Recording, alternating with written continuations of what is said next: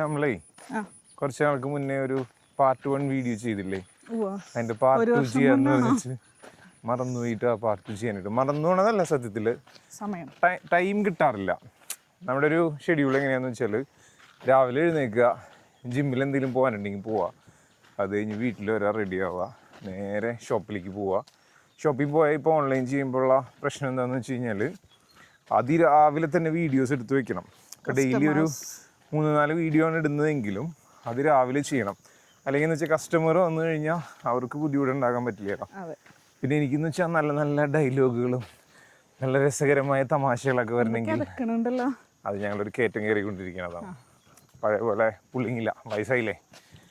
അപ്പോൾ എന്താ പറഞ്ഞേ, അത് രാവിലെ തന്നെ കസ്റ്റമേഴ്സ് വന്നതിന് മുന്നേ തന്നെ വീഡിയോസൊക്കെ എടുത്തു വെക്കണം. അപ്പോൾ അതുകൊണ്ട് അത് രാവിലെ ഞങ്ങളുടെ പരിപാടികൾ സ്റ്റാർട്ട് ചെയ്യണം. തലേ ദിവസം നിന്നിട്ട് എന്ത് ചെയ്യണം, രാത്രി ഇരുന്ന് ഐറ്റംസൊക്കെ സെറ്റ് ചെയ്യണം. നാളെ എന്തൊക്കെ എടുക്കാനുള്ളത്. ചില ഐറ്റംസ് ഒരു ഓർഡറിൽ റെഡി ആയിട്ടുണ്ടാവില്ല. അപ്പോൾ ഞങ്ങൾ എന്ത് ചെയ്യും, അന്ന് രാവിലെ തന്നെ ഗോഡൗണിൽ പോയിട്ട് അതൊക്കെ എടുത്ത് വെച്ച്, അതായത് ഓൺലൈൻ ചെയ്യാൻ പ്ലാൻ ചെയ്യുന്നവരുണ്ടെന്നുണ്ടെങ്കിൽ മനസ്സിലാക്കിയോ, ഇച്ചിരി പണിയുണ്ട്, നല്ല ബുദ്ധിമുട്ടുള്ള പരിപാടിയാണ്. പിന്നെ നമുക്ക് ഒരിക്കലും നിർത്താൻ പറ്റില്ല, എന്നും കണ്ടിന്യൂ ചെയ്തുകൊണ്ടിരിക്കണം. ഇപ്പം തന്നെ ഞങ്ങൾ ഒരു ഒറ്റ ദിവസത്തെ യാത്രയിലാണ്. ഒറ്റ ദിവസത്തെ യാത്രയുള്ളൂവെങ്കിലും നിന്നിട്ട് നമ്മളെല്ലാത്തിൻ്റെയും വീഡിയോസ് 2 ദിവസം ഇടാനുള്ളത് എടുത്ത് വെച്ച് അത് എഡിറ്റ് ചെയ്ത് ഒരുപാട് പണികളുണ്ട്. പിന്നെ എല്ലാത്തിനും ആളുകൾക്ക് കുഴപ്പമില്ല. പക്ഷേ ഞങ്ങൾക്കെന്ന് പറഞ്ഞാൽ ഞാൻ തന്നെയാണ് വീഡിയോ എടുക്കുന്നതും എഡിറ്റ് ചെയ്യുന്നതും പോസ്റ്റ് ചെയ്യുന്നതും.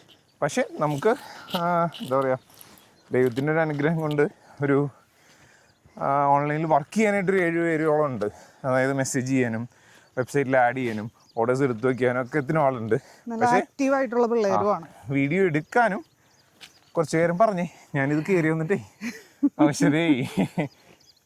അതായത് ഞങ്ങൾ ഇന്നിപ്പോൾ ഉള്ളത് കുളമാവ് എന്ന് പറഞ്ഞ സ്ഥലത്താട്ടോ. അവിടെ ഒരു ഗ്രീൻബർഗ് എന്ന് പറഞ്ഞ റിസോർട്ടുണ്ട്. അപ്പോൾ അവിടെയാണ് സ്റ്റേ ചെയ്തത്. എന്ന് വെച്ചാൽ വെക്കേഷൻ ആയതുകൊണ്ട് ഇവർ കാണിച്ചിട്ടില്ലേ നമ്മൾ, ഇയാളാണ്, കൈപൊക്കി കാണിക്കൂ, അൽ സയഫ് മുഹമ്മദ്. അടുത്ത ആള് അൽ ജയീം. ഈ മൂത്ത ആൾ എന്താ ചെയ്യണമെന്ന് വെച്ചാൽ കുറച്ചു നേരം പറഞ്ഞല്ലോ, നമ്മൾ IAS പഠിക്കണവൻ. ഒരാള് IAS +2 ആയി. ഇപ്പം ക്ലാസ് തുടങ്ങാൻ പോണു. ഇക്കൊല്ലം എനിക്ക് നല്ല രസമായിരിക്കും. ഞങ്ങൾക്ക് 2 പബ്ലിക് എക്സാം റിസൾട്ട് ആണ് വരാനുള്ളത്.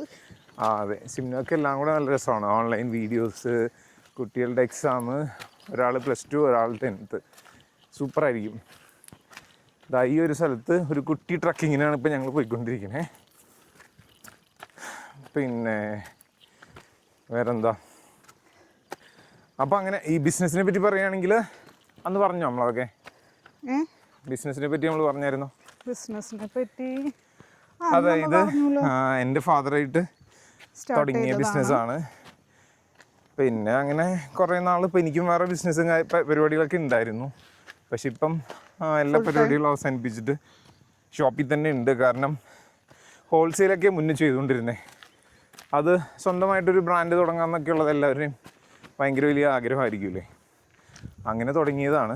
പക്ഷേ പിന്നീട് നമ്മൾ മനസ്സിലാക്കണം എന്താണെന്ന് വെച്ചാൽ, നമ്മൾ ഈ മറ്റുള്ളവർക്ക് പ്രൊഡക്റ്റ് കൊണ്ടുപോയി കൊടുത്തിട്ട് ക്രെഡിറ്റ് കൊടുക്കുന്നൊരു പരിപാടി ഉണ്ടല്ലോ, പൈസ പിന്നീട് വാങ്ങിക്കുന്നൊരു പരിപാടി.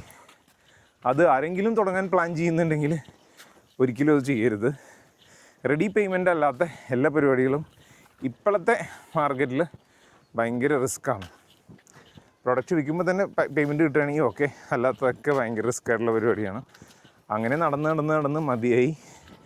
കുറേ പൈസ പോയപ്പോൾ മനസ്സിലായി പരിപാടി നമുക്ക് പറ്റിയതല്ല. പിന്നെ അത്ര പൈസ വാങ്ങിച്ചെടുക്കാൻ സാമർത്ഥ്യമുള്ളവരാണെങ്കിൽ കുഴപ്പമൊന്നും ഉണ്ടാവില്ല. പിന്നെ നമ്മളിതുപോലെ പുതിയ റീസെല്ലിംഗ് ഒക്കെ ഒരുപാട് പേര് ചോദിക്കുന്നുണ്ടായിരുന്നു. എന്ന് വെച്ചാൽ വീട്ടിലൊക്കെ വെച്ച് ചെയ്യാനും അങ്ങനെയൊക്കെ ആയിട്ടൊക്കെ. അപ്പോൾ അതും പ്ലാനിങ്ങിലുണ്ട്. പക്ഷെ അതിനും ഈ പറഞ്ഞ പോലെ പുതിയൊരു ടീമിനെയും കൂടെ നമ്മൾ സെറ്റ് ചെയ്യേണ്ടി വരും. കാരണം നിലവിലുള്ളവർ ഓൾറെഡി കുറേ കാര്യങ്ങൾ ബിസിയാണ്. അപ്പം പുതിയൊരു ടീം അതിനുവേണ്ടി ബിൽഡ് ചെയ്താൽ മാത്രമേ ചെയ്യാൻ പറ്റുള്ളൂ. അപ്പോൾ അത് പ്ലാനിങ്ങിലുണ്ട്, ഉടനെ ചെയ്യണം എന്ന് വിചാരിക്കുന്നുണ്ട്. ഏതാണ്ട് വ്യൂ പോയിന്റിൽ എത്തിയിട്ടോ, കാണിച്ചു തരാം. ഞാൻ അതിൻ്റെ മേളിൽ കയറിക്കട്ടെ.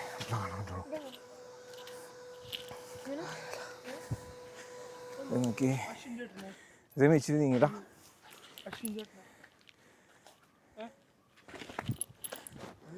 ആയി സൂപ്പറായിട്ടുള്ളൊരു വ്യൂ പോയിന്റ്.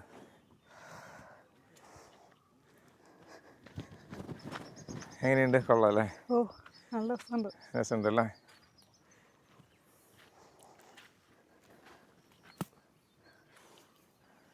നല്ല ഹൈറ്റിലെത്തി. ഒന്നുമില്ല, ചെറിയൊരു കുട്ടി വ്യൂ പോയിന്റ്.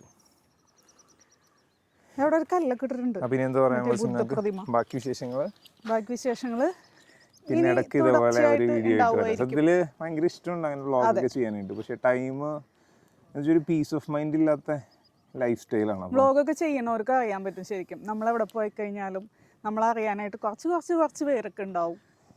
അതൊക്കെ നല്ല രസമുള്ള കാര്യങ്ങളാണ്. നമ്മുടെ വീഡിയോസ് ഒക്കെ കാണുന്ന ഒരുപാട് പേര് ഷോപ്പിലേക്ക് വന്നിട്ടുണ്ട് കേട്ടോ.